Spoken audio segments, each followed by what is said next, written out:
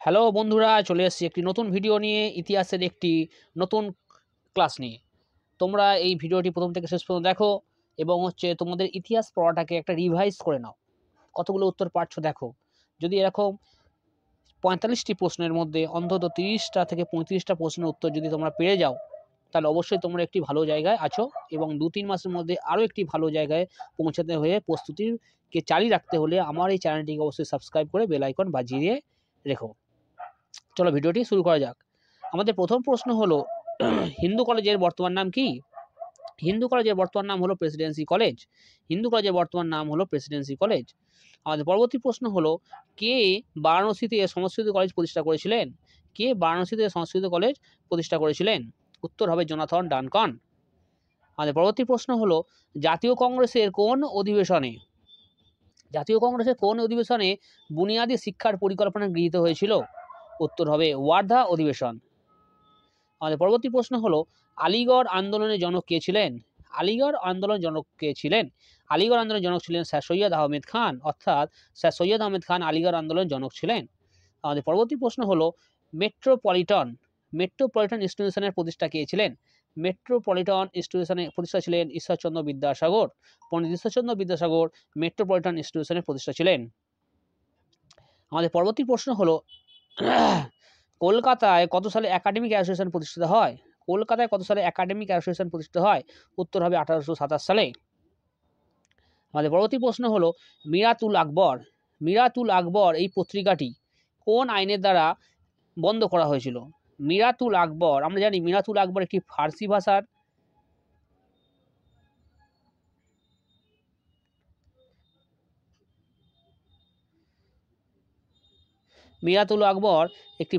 ভাষার পত্রিকা এবং এটি লিখেছিলেন আমাদের রাজা রামমোহন রায়।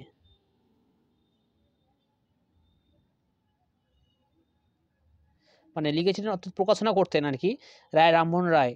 এটি বন্ধ করা হয়েছিল, ইংরেজদের দ্বারা এটি বন্ধ করা হয়েছিল। এটি কোন আইনের বলে এটি বন্ধ করা হয়েছিল? উত্তরটি হবে অ্যাডামাস রেগুলেশন অ্যাক্ট। এই আইনের বলে 1823 খ্রিস্টাব্দে মিরাতুল আকবরের প্রকাশনা বন্ধ করে দেওয়া হয়। আমাদের পরবর্তী প্রশ্ন হলো ভার্নাকুলার প্রেস অ্যাক্ট এটি 1878 খ্রিস্টাব্দে চালু করা হয় এবং এই আইনের ফলে ভারতবর্ষে যে সকল দেশীয় ভাষার সংবাদপত্র ছিল সেইগুলো রাতারাতি মধ্যে বন্ধ করে দেওয়া হয়েছিল। এবং এই পরিপ্রেক্ষিতে একটি জানা দরকার, অমৃতবাজার পত্রিকাটি রাতারাতি এটি ইংরেজি ভাষায় প্রকাশনা শুরু করে দেয়। অর্থাৎ ভার্নাকুলার প্রেস অ্যাক্টের মাধ্যমে ভারতবর্ষে যে সকল দেশীয় সংবাদপত্র ছিল সেগুলোর প্রকাশনা বন্ধ হয় এবং এটি হয়েছিল 1878 সালে।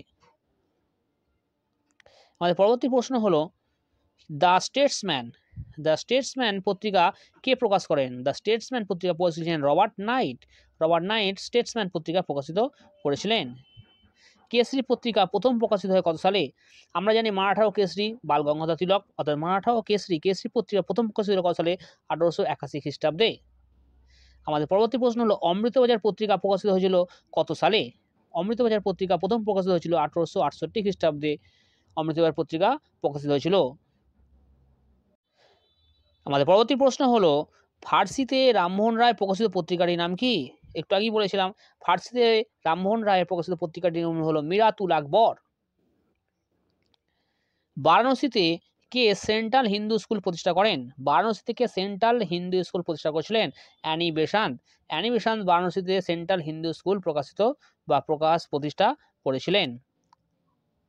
আমাদের পরবর্তী প্রশ্ন হলো কে প্রথম হিন্দু মহিলাদের জন্য বিদ্যালয় স্থাপন করেন? কে প্রথম হিন্দু মহিলাদের জন্য বিদ্যালয় স্থাপন করেছিলেন? বেথুন।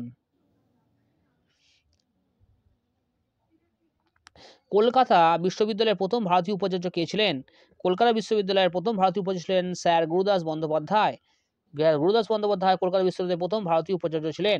আর কলকাতা বিশ্ববিদ্যালয়ের প্রথম উপাচার্য ছিলেন স্যার উইলিয়াম কোলভিল। আমাদের পরবর্তী প্রশ্ন হলো রামকৃষ্ণ মিশন ও মঠ প্রতিষ্ঠিত হয়েছিল কত সালে? 1897 খ্রিস্টাব্দে। রামকৃষ্ণ মিশন ও মঠ প্রতিষ্ঠিত হয়েছিল কত সালে? 1897 খ্রিস্টাব্দে। আমাদের পরবর্তী প্রশ্ন হলো ন্যাশনাল লাইব্রেরি প্রতিষ্ঠাতা কে ছিলেন? ন্যাশনাল লাইব্রেরি প্রতিষ্ঠাতা ছিলেন লর্ড কার্জন। আমাদের পরবর্তী প্রশ্ন হলো রবীন্দ্রনাথ ঠাকুর কত সালে শান্তিনিকেতনে ব্রহ্মচর্যাশ্রম ও বিশ্বভারতী স্থাপন করেছিলেন? রবীন্দ্রনাথ ঠাকুর কত সালে শান্তিনিকেতনে ব্রহ্মচর্যাশ্রম ও বিশ্বভারতী স্থাপন করেছিলেন? উত্তরটি হবে 1921 সালে। 1921 সালে রবীন্দ্রনাথ ঠাকুর শান্তিনিকেতনে বিশ্বভারতী ও ব্রহ্মচর্যাশ্রম স্থাপন করেছিলেন। আমাদের পরবর্তী প্রশ্ন হলো সংবাদ কৌমুদী। সংবাদ কৌমুদী এটি একটি সংবাদপত্র বা পত্রিকা। এই সংবাদ কৌমুদী কত সালে প্রকাশিত হয়েছিলেন? এটি উত্তর হবে 1821 সালে। আমাদের পরবর্তী প্রশ্ন হলো হিকিস বেঙ্গল গেজেট, যেটা ভারতবর্ষে বা তথা বাংলায় প্রকাশিত প্রথম সংবাদপত্র হিকিস বেঙ্গল গেজেট, এটি কত সালে প্রকাশিত হয়? এটি 1780 খ্রিস্টাব্দে। এটি খুব মোস্ট ইম্পর্টেন্ট প্রশ্ন, অবশ্যই তোমরা মনে রাখবে। হিকিস বেঙ্গল গেজেট প্রকাশিত হয়েছিল 1780 খ্রিস্টাব্দে। বেনারস হিন্দু বিশ্ববিদ্যালয়, বেনারস হিন্দু বিশ্ববিদ্যালয় এটি কে প্রতিষ্ঠা করেন? পণ্ডিত মদন মোহন মালব্য। পণ্ডিত মদন মোহন মালব্য বেনারসে হিন্দু বিশ্ববিদ্যালয় প্রতিষ্ঠা করেছিলেন। আমাদের পরবর্তী প্রশ্ন হলো প্রথম কে বুনিয়াদী শিক্ষার পরিকল্পনা গ্রহণ করেন? ভারতবর্ষে কে প্রথম বুনিয়াদী শিক্ষার পরিকল্পনা গ্রহণ করেছিলেন? উত্তর হবে মহাত্মা গান্ধী। আমাদের পরবর্তী প্রশ্ন হলো ভারতে ইংরেজি ভাষাকে সরকারি ভাষা হিসাবে চালু করার পরিকল্পনা করেছিলেন কে? ভারতে ইংরেজি ভাষাকে সরকারি ভাষা হিসাবে চালু করার পরিকল্পনা করেছিলেন লর্ড মেকলে। লর্ড মেকলেই প্রথম হচ্ছে কিনা যে যিনি সরকারি ভাষা হিসাবে ইংরেজি চালু করার ব্যবস্থা করেছিলেন। আমাদের পরবর্তী প্রশ্ন হলো কোন শহরে প্রথম খালসা কলেজ প্রতিষ্ঠিত হয়? উত্তর হবে অমৃতবাজার। আমাদের পরবর্তী প্রশ্ন হলো general Assembly's institution, general Assembly's institution কত সালে প্রতিষ্ঠিত হয়? এটি উত্তর হবে 1830 সালে। 1830 সালে জেনারেল অ্যাসেম্বলিজ ইনস্টিটিউশন প্রতিষ্ঠিত হয়। কত সালে উডের প্রতিবেদন বা উডের ডিসপ্যাচ, যেটা ভারতীয় শিক্ষার ক্ষেত্রে ভারতীয় ম্যাগনা কার্টা বলা হয়ে থাকে, সেই কত সালে উডের প্রতিবেদন বা পেশ করা হয়? এটা হবে 1854 সালে। 1854 সালে উডের ডিসপ্যাচ প্রকাশিত হয়ে থাকে। আমাদের পরবর্তী প্রশ্ন হলো ভারতে পাশ্চাত্য শিক্ষার প্রবর্তন করেন কে? উত্তর হবে লর্ড বেন্টিক। লর্ড বেন্টিক ভারতের পাশ্চাত্য শিক্ষার প্রবর্তন করেন। কত সালে কার্লাইল সার্কুলার জারি করা হয়? ভারতবর্ষে কত সালে কার্লাইল সার্কুলার জারি করা হয়? 1905 খ্রিস্টাব্দে কার্লাইল সার্কুলার জারি করা হয়। কার্লাইল সার্কুলার সম্বন্ধে একটু বলে দিই। বাংলায় যে সকল হচ্ছে কিনা যে শিক্ষা প্রতিষ্ঠান ছিল সেখানে ছাত্রদের মধ্যে ব্রিটিশ বিরোধী মনোভাব গড়ে তোলার জন্য বিভিন্ন সভা সমিতি বা প্রতিষ্ঠান গড়ে উঠেছিল এবং সেই রাজনৈতিক প্রতিষ্ঠান তথা দেশের ইংরেজ বিরোধী যে সকল প্রতিষ্ঠানে কোনো শিক্ষাক্ষেত্রে কোনো ছাত্র যোগদান করতে পারবেন না, এই ছিল কার্লাইল সার্কুলার। এটি 1905 সালে প্রকাশিত বা জারি করা হয়। অ্যাংলো হিন্দু স্কুলের প্রতিষ্ঠাতা কে ছিলেন? অ্যাংলো হিন্দু স্কুলের প্রতিষ্ঠাতা রাজা রামমোহন রায়। অ্যাংলো হিন্দু স্কুলের প্রতিষ্ঠাতা ছিলেন রাজা রামমোহন রায়। আমাদের পরবর্তী প্রশ্ন হলো ক্যালকাটা ফিমেল স্কুল স্থাপনে ড্রিঙ্ক ওয়াটার বেথুন, এটা বেথুন হবে,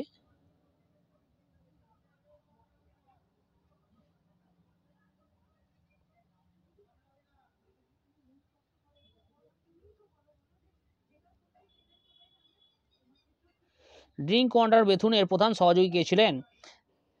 ক্যালকাটা ফিমেল স্কুল স্থাপনের ক্ষেত্রে ড্রিঙ্ক ওয়াটার বেথুনের প্রধান সহযোগী ছিলেন ঈশ্বরচন্দ্র বিদ্যাসাগর। ঈশ্বরচন্দ্র বিদ্যাসাগর ছিলেন ড্রিঙ্ক ওয়াটার বেথুনের প্রধান সহযোগী। আমাদের পরবর্তী প্রশ্ন হলো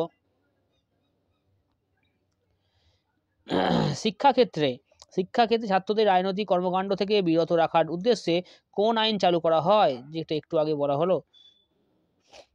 শিক্ষাক্ষেত্রে ছাত্রদের রাজনৈতিক কর্মকাণ্ড থেকে বিরত রাখার জন্য কোন আইন চালু করা হয়েছিল? উত্তর হবে কার্লাইল সার্কুলার।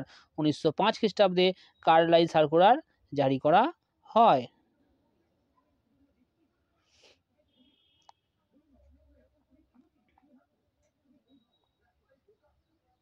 আর পরবর্তী প্রশ্ন হলো শ্রীরামপুর ব্যাপটিস্ট মিশন কলেজের প্রতিষ্ঠাতা কে ছিলেন? শ্রীরামপুর ব্যাপটিস্ট মিশন কলেজের প্রতিষ্ঠাতা ছিলেন উইলিয়াম কেরি। আমাদের পরবর্তী প্রশ্ন হলো স্কুল বুক সোসাইটি কে প্রতিষ্ঠা করেন? স্কুল বুক সোসাইটি প্রতিষ্ঠা করেছেন ডেভিড হেয়ার। এটা অত্যন্ত ইম্পর্টেন্ট প্রশ্ন এবং বারবার পরীক্ষায় এসেছে। স্কুল বুক সোসাইটি প্রতিষ্ঠা করেছিলেন ডেভিড হেয়ার। আমাদের পরবর্তী প্রশ্ন হলো স্যাডলার কমিশনে কোন ভারতীয় সদস্য ছিলেন? স্যাডলার কমিশনে কোন ভারতীয় সদস্য ছিলেন? উত্তর হবে আশুতোষ মুখোপাধ্যায়। আমাদের পরবর্তী প্রশ্ন হলো to India my native land, to India my native land নামক বিখ্যাত কবিতাটি রচয়িতা কে? To India my native land বিখ্যাত কবিতা রচয়িতা ছিলেন ডিরোজিও। হেনরি লুই ভিভিয়ান ডিরোজিও ছিলেন to India my native land নামক গ্রন্থের রচয়িতা তথা হিন্দু কলেজের অধ্যক্ষ এবং নব্যব্যঙ্গ দলের তথা প্রতিষ্ঠাতা। পরবর্তী প্রশ্ন হলো গ্র্যান্ড ইনেটস প্রবর্তন ও প্রেসিডেন্সিগুলিতে বিশ্ববিদ্যালয় স্থাপনের সুপারিশ করেছিলেন কে? Wood, Charles Wood. Charles Wood এটি করেছিলেন।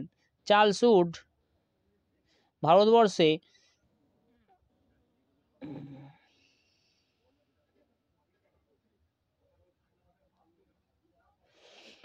তার উডের ডিসপ্যাচের মাধ্যমে গ্র্যান্ড টিনেটস এবং প্রবর্তন এবং প্রেসিডেন্সিগুলিতে বিশ্ববিদ্যালয় স্থাপনের সুপারিশ করেছিলেন তার উডের ডিসপ্যাচ নামক প্রতিবেদনের মাধ্যমে। আমাদের পরবর্তী প্রশ্ন হলো পাশ্চাত্য শিক্ষাদানের উদ্দেশ্যে ভারতে ব্রিটিশদের প্রতিষ্ঠিত প্রথম বিশ্ববিদ্যালয় কোনটি? সেটি হলো 1857 খ্রিস্টাব্দে কলিকাতা বিশ্ববিদ্যালয়। 1857 খ্রিস্টাব্দে কলকাতা বিশ্ববিদ্যালয়ের মাধ্যমে পাশ্চাত্য শিক্ষাদান ব্যবস্থা শুরু করা হয়। আমাদের পরবর্তী প্রশ্ন হলো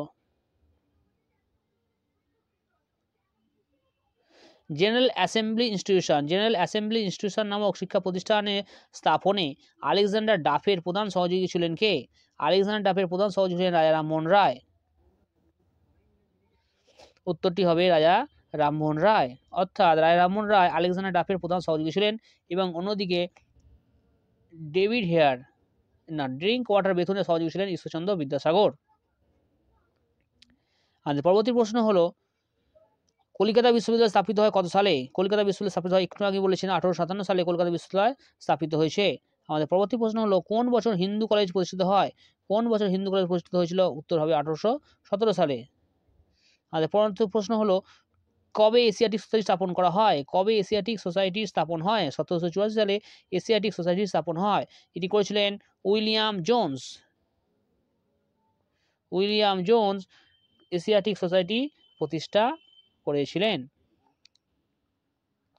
আচ্ছা পরবর্তী প্রশ্ন হলো কে এশিয়াটিক সোসাইটি প্রতিষ্ঠা করেন? এশিয়াটিক সোসাইটি প্রতিষ্ঠা করেন উইলিয়াম জোন্স।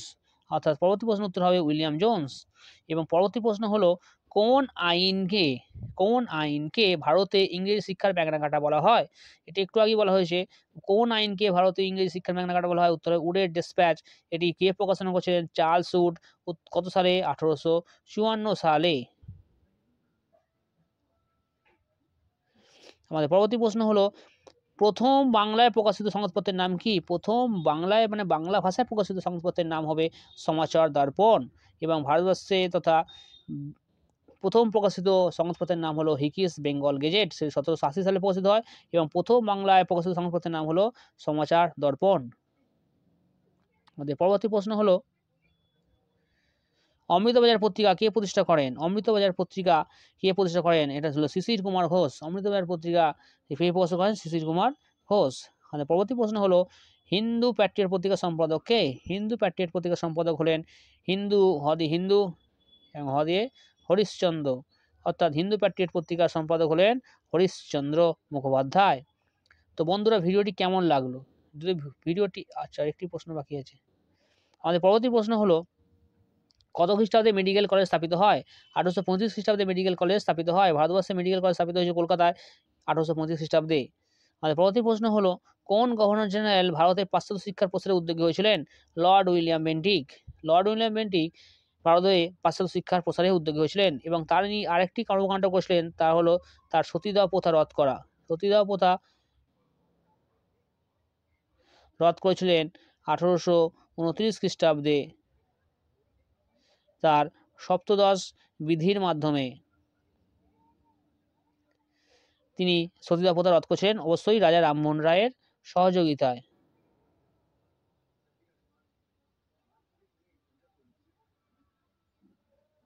রামমোহন রায়ের সহযোগিতায় ভারতে সতীদাহ প্রথা রদ করেছিলেন উইলিয়াম বেন্টিক।